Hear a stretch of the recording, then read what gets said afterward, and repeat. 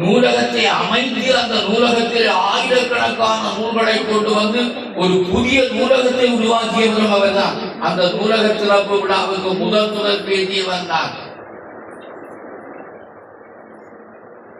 ஆனால் அதன் பின்னால் வந்த பிரதம செயலாளர் அவர்கள் பற்குணத்தின் மீது இருக்கின்ற காழ்ப்புணர்ச்சியின் காரணமாக அதை அளித்தார்.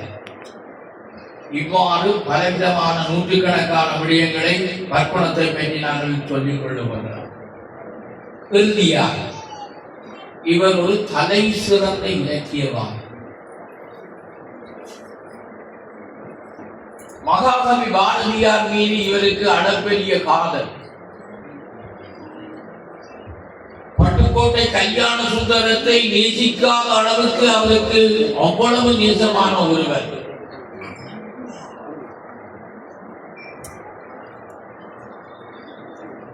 அவருடைய படைப்புகளாக பலது பெற வேண்டியிருந்தது. 1995ஆம் ஆண்டு 96ஆம் ஆண்டு ஏப்ரல் மாதம் 1ஆம் தேதி இறக்கப் போவதற்கு ஒரு வருடத்துக்கு முதல் நெஞ்சின் நெருடல்கள் என்று சொல்லப்படுகின்ற ஒரு கவிதை தொகுதியை வெளியிட்டிருந்தார். இதைவிட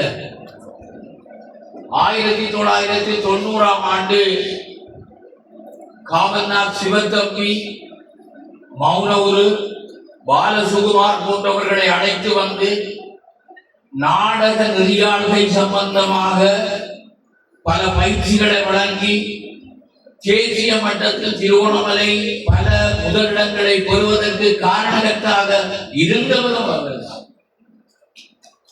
பல நாடகங்கள் ஆலங்கேணி தொடக்கம் செயின்ட் மேரிஸ் கல்லூரி வரையிலே உள்ள பல பாடசாலைகள் தேசிய மட்டத்தில் முதலாவது இடத்தை நாடகத்தில் பெறுவதற்கு காரணம் அவருடைய போர்க்குணத்துக்கு இன்னும் ஒன்று சொல்லுகின்றேன். 1995 அல்லது 94ஆம் ஆண்டு என்று நினைக்கிறேன்,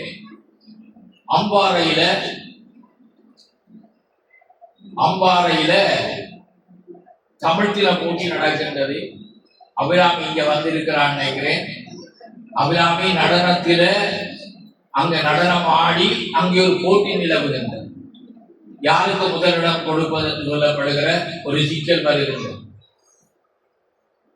நியாயத்துக்காக அவர் போராடினார். நான் முன்னால் நிற்கின்றேன். நியாயத்துக்காக அவர் போராடி அந்த வருடம் அபிராமி முதலாவது இடத்தை பெற்றார் நாட்டியத்தில். இத்தகைய சிறந்த தலை சிறந்த ஒரு சமூகவாதியாகவும் ஒரு அதிகாரியாகவும்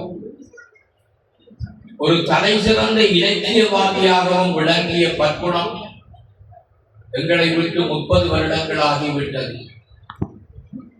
அவர் 1991ஆம் ஆண்டு யாழ்ப்பாணத்திலிருந்து திருவோணமலைக்கு வருகின்ற போது ஒன்றை சொல்லிவிட்டு சொன்னாராம்.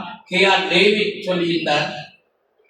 அவர் என்னுடைய நண்பர் சொல்லியிருந்தார், நான் திருவோணமலைக்கு போகின்றேன், திரும்பி யாழ்ப்பாணத்துக்கு வர மாட்டேன். திருவோணமலை அந்த அளவுக்கு என்னை வசீகரித்து இருக்கிறது. அந்த மக்களுடைய உழைப்பு, அந்த மக்களுடைய ஆதரவு, அந்த மக்களுடைய அழைப்பு, அன்பு என்னை கட்டி அணைக்கின்றது என்று சொல்லி வந்தவர் தான் 1996ஆம் ஆண்டு ஏப்ரல் மாதம் 1ஆம் தேதி தன்னுடைய 52வது வயதில் மரணித்து எங்களை விட்டு சென்று விட்டார். அவர் சென்றதன் காரணமாக நாங்கள் திருவோணமலையில் அடைய வேண்டிய பல விடயங்களை அடைய முடியாமல் போனது.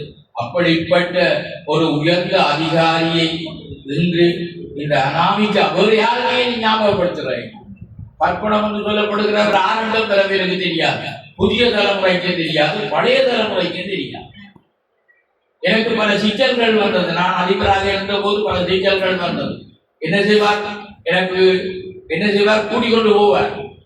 கூட்டிக்கொண்டு போய் நபம் இப்படித்தான் ஒரு அலுவலகம் நடத்தப்பட வேண்டும், இப்படித்தான் ஒரு அலுவலகம் ஒழுங்கமைக்கப்பட வேண்டும் காட்டுவார். இந்த இடத்துல மேசியவை, இந்த இடத்துல கதிரியவை, இப்படி கான்ஃபரன்ஸ் டேபிளவை, இதுல ஸ்கிரீனை போடும், இதுல கேட்டின போடுன்னு சொல்லி ஒரு சின்ன பிள்ளை மாதிரி எல்லாம் சொல்லி தந்தார். அதனாலதான் நான் அவருடைய அந்த அழகிய தன்மை என்னை ஈர்த்துக்கொண்டதனால்தான் நானும் அதிசிறந்த காரியாலயங்களை அமைத்து நான் அதாவது அதிபராக நான் கடமையாக்கி இருக்கிறேன் என்று கூறி அவர் நினைவு கொள்ளப்பட வேண்டும், வருடம் வருடம் நினைவு கொள்ளப்பட வேண்டும்.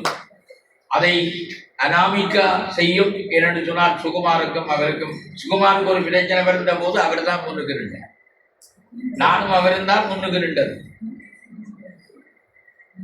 ஆகவே அத்தகைய ஒரு சிறந்த ஒரு மாமனிதனை நாங்கள் நினைவு கூறுகிறோம் என்று கூறி வாய்ப்புக்கு நன்றி கூறி உங்களிடம் விடைபெற்றுக் கொள்கிறேன். நன்றி, வணக்கம்.